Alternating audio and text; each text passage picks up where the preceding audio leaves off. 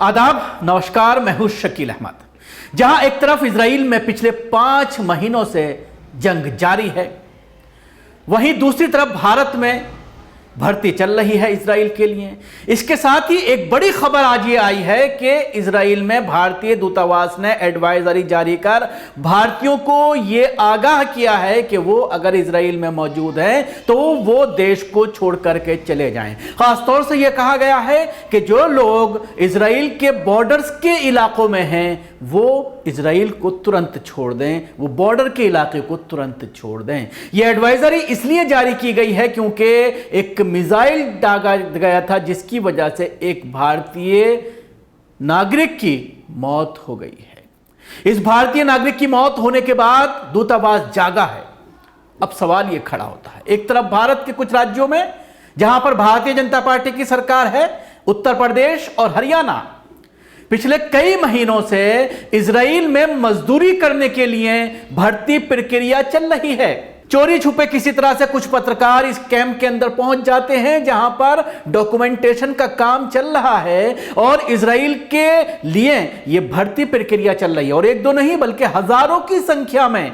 और जब इन बेरोजगार नौजवानों से सवाल किया जाता है तो उसमें यह बात सामने आती है जो काफी चौंकाने वाली है कि इजराइल मजदूरी करने जाने वाले अधिकांश लोग ग्रेजुएट हैं, पोस्ट ग्रेजुएट हैं, बहुत से तो इंजीनियर और बहुत सारी डिग्रियां उनके पास हैं प्रोफेशनल कोर्सेज की। लेकिन मजबूरन क्योंकि भारत में इस तरह से जो बेरोजगारी बढ़ रही है, रोजगार नहीं मिल पा रहा है, नौकरियां निकलती हैं, पेपर लीक कर दिया जाता है और उसके बाद फिर वो सालों के लिए वो नौकरियां लटक जाती हैं, जिसके लिए नौजवान महीनों मेहनत करते हैं, रात रात भर जाग करके पढ़ाई करते हैं एग्जामिनेशन को क्रैक करने के लिए, उसमें कामयाब होने के लिए। तो ऐसे में जब एक तरफ लगातार भर्ती की प्रक्रिया की जा रही है, हजारों लोगों को भर्ती किया जा रहा है और वो भी सरकार के जरिए, राज्य सरकारें खुद कैंप लगा रही हैं नौजवानों को इजराइल में मौत के लिए भेजने के लिए।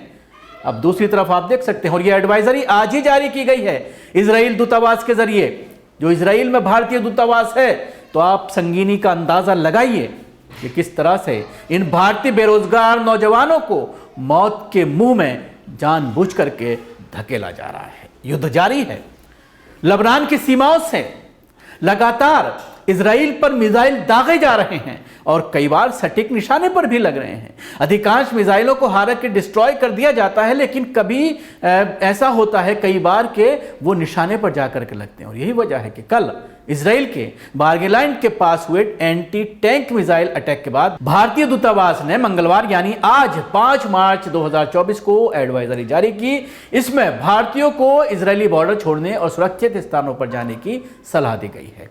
इजराइल में स्थित भारतीय दूतावास ने एडवाइजरी में लिखा है कि मौजूदा सुरक्षा स्थिति को देखते हुए इजराइल में सभी भारतीय नागरिक, विशेष रूप से उत्तर और दक्षिण में बॉर्डर के एरिया में काम करने वाले या आने वाले लोगों को देश के भीतर सुरक्षित क्षेत्रों के स्थानांतरित होने की सलाह दी जाती है। दूतावास ने आगे कहा कि हम भारतीयों की सुरक्षा को लेकर इजराइल के अधिकारियों के संपर्क में हैं। आप इमरजेंसी हेल्पलाइन नंबर पर फोन कर सकते हैं और उसके साथ ही एक मेल आईडी भी दी गई है, council.telaviv@mea.gov.in पर किसी भी समय ईमेल कर सकते हैं।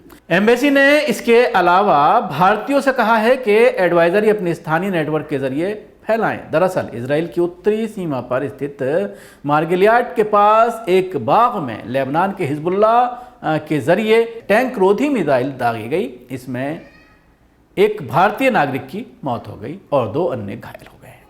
नई दिल्ली में इजराइल के दूतावास ने कहा, हम हिजबुल्लाह के शांतिपूर्ण कृषि श्रमिकों पर किए कायरतापूर्वक हमले के कारण एक भारतीय नागरिक की मौत और 2 अन्य के घायल होने से बहुत दुखी हैं।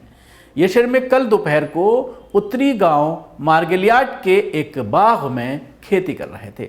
उसने सोशल मीडिया मंच एक्स पर एक पोस्ट में कहा, हमारी प्रार्थना और संवेदनाएं शोक संतप्त परिवारों और घायलों के प्रति हैं। इजरायली चिकित्सा संस्थान पूरी तरह से घायलों की सेवा में है। उनका हमारे उत्कृष्ट चिकित्सा कर्मियों द्वारा इलाज किया जा रहा है।